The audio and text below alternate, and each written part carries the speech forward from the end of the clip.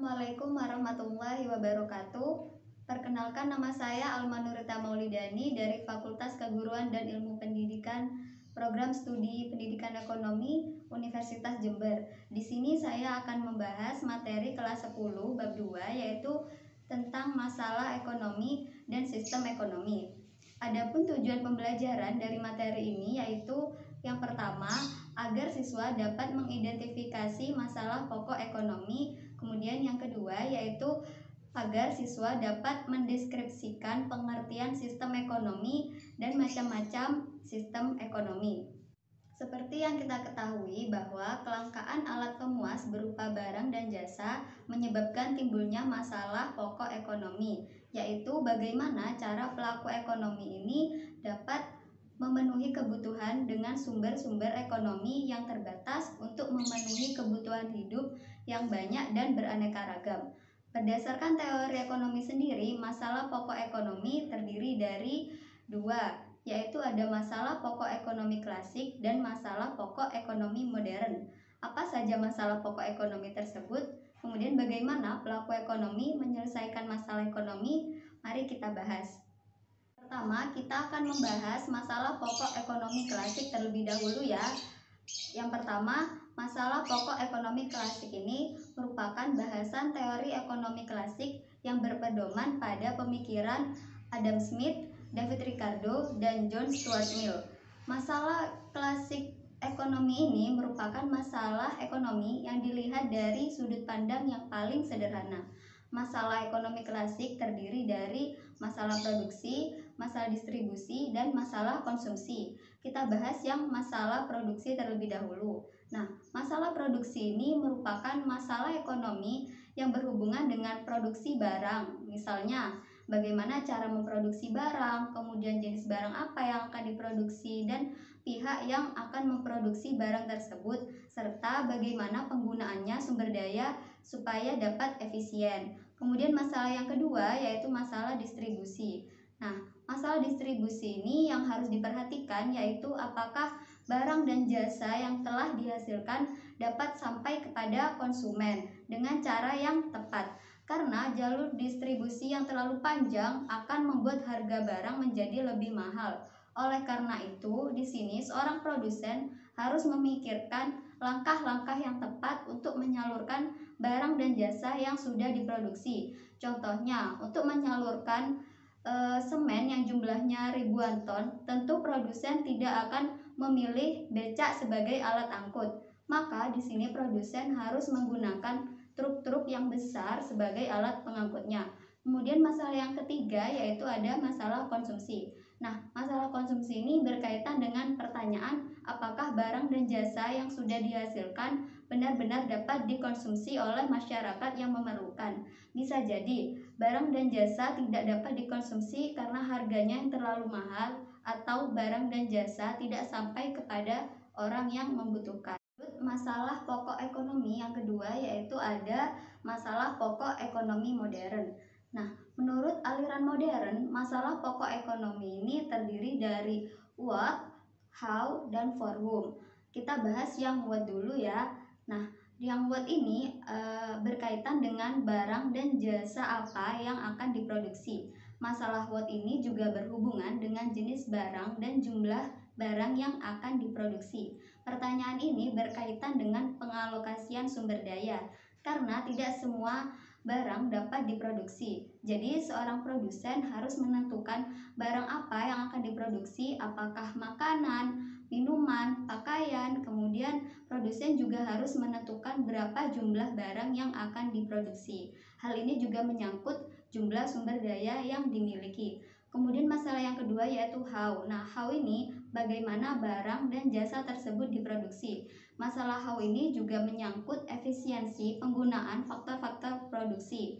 Masalah how ini juga berhubungan dengan pertanyaan-pertanyaan yang berkaitan dengan proses produksi. Misalnya bagaimana proses produksi itu dilakukan, kemudian siapakah yang akan melaksanakan proses produksi, dan kemudian teknik apa yang digunakan dalam proses produksi tersebut, serta sumber daya apa yang akan digunakan dalam proses produksi. Kemudian masalah pokok ekonomi modern yang ketiga yaitu ada for whom. Nah, for whom ini untuk siapa barang dan jasa diproduksi. Setelah tadi pemecahan masalah how, selanjutnya adalah untuk siapa barang dan jasa tersebut diproduksi. Siapa yang harus menikmati dan apakah barang-barang tersebut akan didistribusikan menurut ukuran pendapatan atau kelompok masyarakat. Di sini, produsen harus menentukan siapa yang akan menikmati barang atau jasa tersebut. Apakah golongan ekonomi menengah, atas, atau bawah. Nah, masalah for whom ini juga berkaitan dengan segmen pasar yang menekankan pada penentuan konsumen yang menjadi target pasar. Selain itu, segmen pasar juga berkaitan dengan khalayak pasar, apakah untuk pelajar atau mahasiswa, pegawai kantor, atau ibu rumah tangga. Setelah tadi kita membahas masalah ekonomi, selanjutnya kita bahas subbab materi yang kedua, yaitu tentang sistem ekonomi. Nah, inti masalah ekonomi yaitu kebutuhan manusia yang tidak terbatas dibandingkan dengan alat pemenuhan kebutuhan yang terbatas. Dalam mengatasi masalah ekonomi ini, diperlukan sistem yang baik sesuai dengan keadaan sumber daya negara tersebut. Jadi, apakah sistem ekonomi itu? Kemudian, apa pentingnya sistem bagi suatu negara, serta bagaimana sistem ekonomi ini dapat menyelesaikan masalah ekonomi? Mari kita bahas. Sistem ekonomi yang dianut oleh suatu negara akan menentukan mekanisme ekonomi tersebut dalam mengatasi permasalahan ekonomi seperti masalah what, how, dan for whom. Jadi berikut adalah macam-macam sistem ekonomi. Yang pertama yaitu ada sistem ekonomi tradisional. Sistem ekonomi tradisional ini merupakan sistem ekonomi dasar yang kebanyakan bergerak di bidang pertanian dan yang berhubungan dengan alam. Cara produksinya pun hanya mengandalkan tenaga manusia dan bergantung pada alam. Dalam sistem ini, setiap keluarga dapat bertindak sebagai produsen dan sebagai konsumen, sehingga setiap keluarga berusaha mencukupi kebutuhannya sendiri-sendiri. Adapun ciri-ciri dari sistem ekonomi tradisional ini antara lain yang pertama, yaitu teknik produksi dipelajari secara turun-temurun dan bersifat sederhana.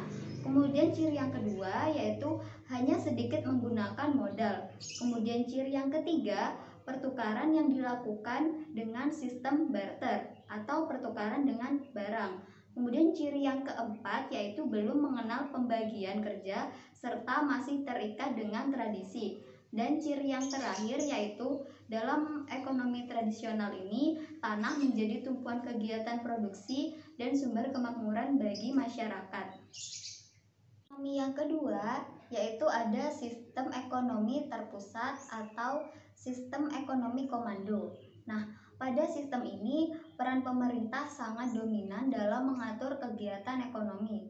Seluruh kegiatan perekonomian direncanakan dan diatur oleh pemerintah pusat. Di sini masyarakat dan swasta hanya sebagai pelaksana sistem yang telah ditentukan oleh pemerintah tersebut.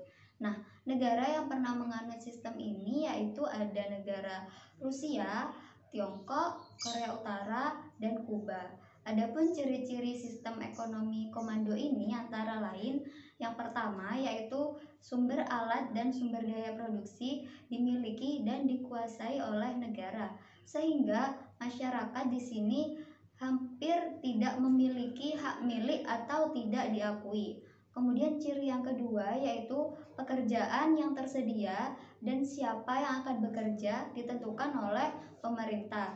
Rakyat di sini tidak memiliki kebebasan dalam memilih pekerjaan. Kemudian ciri yang ketiga yaitu pemerintah di sini melakukan atau mengatur kebijakan ekonomi. Yang ketiga yaitu ada sistem ekonomi pasar. Sistem ekonomi pasar ini disebut juga sistem ekonomi kapitalis atau sistem ekonomi liberal. Pada sistem ekonomi pasar, kegiatan ekonomi dilakukan oleh masyarakat dan swasta. Peran pemerintah di sini hanya sebatas mengawasi dan melakukan kegiatan ekonomi yang berhubungan dengan penyelenggaraan negara serta menentukan kebijakan tertentu. Kegiatan perekonomian dalam sistem ini bergantung pada mekanisme pasar. Kegiatan ekonomi di sini bertujuan untuk menguasai pasar dan mempertahankan usaha agar dapat memperoleh keuntungan yang sebesar-besarnya. Ekonomi pasar, perusahaan memproduksi barang atau jasa yang akan mendatangkan keuntungan paling tinggi, serta menggunakan teknik dengan biaya yang paling rendah, dan kegiatan konsumsi ini ditentukan oleh keputusan individu. Jadi, dalam kegiatan ekonomi pasar, kegiatan ekonomi ditentukan oleh perorangan dan individu perusahaan. Adapun ciri-ciri dari sistem ekonomi pasar ini antara lain, yang pertama yaitu semua sumber produksi menjadi milik masyarakat. Nah, di sini masyarakat diberi kebebasan tanpa batas untuk memiliki sumber-sumber produksi. Kemudian yang kedua yaitu di sini pemerintah tidak ikut campur tangan secara langsung dalam kegiatan ekonomi. Dan ciri yang ketiga yaitu di sini masyarakat terbagi atas dua golongan. Yang pertama yaitu golongan pemberi kerja atau pemilik sumber daya, dan golongan yang kedua yaitu sebagai golongan pekerja. Kemudian ciri yang keempat yaitu adanya timbul persaingan dalam masyarakat untuk mengejar keuntungan. Dan ciri yang kelima yaitu setiap kegiatan ekonomi di sini bertujuan untuk mengejar keuntungan. Ekonomi yang keempat yaitu ada sistem ekonomi campuran. Sistem ekonomi campuran ini melibatkan pemerintah dan swasta secara seimbang. Jadi, pemerintah dan swasta di sini melakukan kerjasama dalam memecahkan masalah ekonomi. Kegiatan ekonomi masyarakat diserahkan oleh mekanisme pasar, sedangkan pemerintah mengendalikan dalam batas-batas tertentu. Dengan sistem ekonomi campuran ini dapat mencegah terjadinya penguasaan sumber daya ekonomi oleh sekelompok orang. Oleh karena dalam sistem ekonomi ini, kedua belah pihak yaitu pemerintah dan swasta melakukan kerjasama atau berperan dalam kegiatan ekonomi. Adapun ciri-ciri dari sistem ekonomi campuran ini, yang pertama yaitu pemerintah dan swasta melakukan kegiatan perekonomian atau sama-sama bekerja sama. Kemudian yang kedua yaitu tatanan ekonomi merupakan mekanisme pasar, tetapi masih terdapat campur tangan pemerintah. Kemudian ciri yang ketiga yaitu terjadinya persaingan dalam perekonomian, tetapi pemerintah tetap melakukan pengawasan. Sistem ekonomi yang kelima yaitu ada sistem perekonomian Indonesia. Sistem perekonomian Indonesia ini atau bisa disebut juga sistem ekonomi Pancasila, merupakan sistem ekonomi yang dianut oleh bangsa Indonesia. Sistem ekonomi Pancasila atau Indonesia adalah salah satu tata ekonomi yang dijiwai oleh ideologi Pancasila yang di dalamnya terkandung makna demokrasi ekonomi, yaitu kegiatan ekonomi yang dilakukan berdasarkan usaha bersama, berasaskan kekeluargaan dan kegotong royongan dari rakyat, oleh rakyat, dan untuk rakyat, di bawah pimpinan serta pengawasan pemerintah. Sistem ekonomi Indonesia ini diatur dalam Undang-Undang Dasar 1945 Pasal 33. Sistem ekonomi Pancasila ini memberikan kebebasan berusaha kepada setiap warga masyarakat dalam batas-batas dan syarat-syarat tertentu. Produksi masyarakat sebagian besar merupakan usaha swasta, dan di sisi lain ada perusahaan negara baik dalam bidang pertanian, pertambangan, industri, transportasi, perbankan, jasa, maupun yang lainnya. Jadi dalam sistem ini diusahakan adanya keseimbangan yang wajar antara unsur kebebasan dan unsur pengendalian.